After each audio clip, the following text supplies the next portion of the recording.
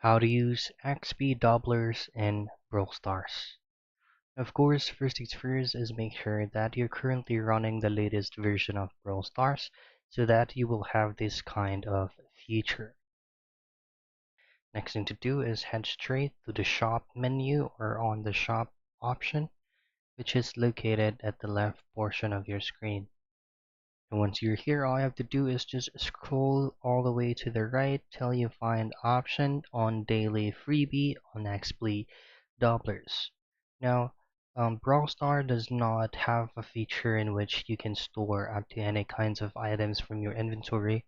What you want to do to activate this is just simply purchase their XP doubler or even try them out for free so that you will have to be activated without doing anything.